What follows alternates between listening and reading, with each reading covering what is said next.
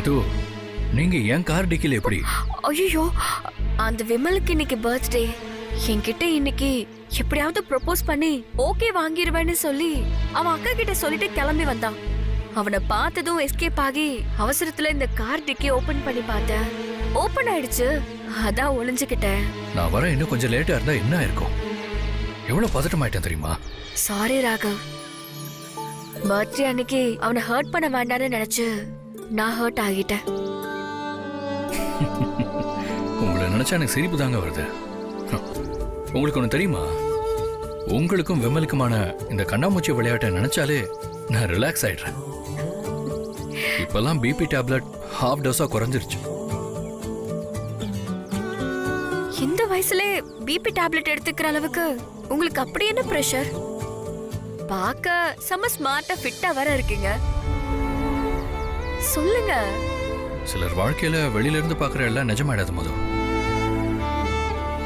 சரி, உங்களுக்கு நான் குடிக்கிறதுக்கு ஏதாவது ஜூஸ் வாங்கிட்டு வரேன். ஓகே ராகவ், ஒரு நிமிஷம்.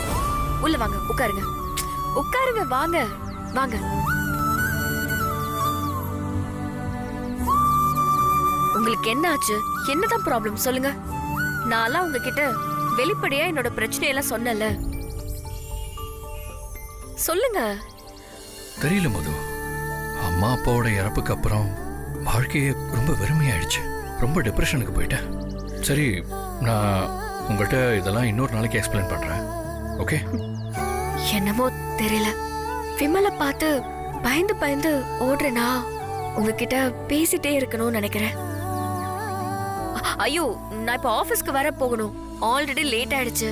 ஒரு நாள் என் மேல இருந்து உங்களுக்கு கம்ப்ளைண்ட் தான் வரப்போகுது பாருங்க. இல்ல மது, என் ஃப்ரெண்டு நீங்க ரொம்ப ஸ்மார்ட் அண்ட் ஷார்ப்னு தான் சொன்னான்.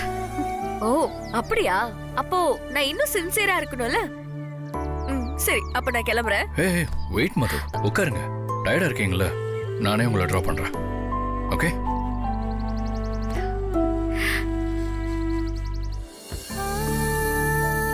ராகவ், தேங்க்ஸ்.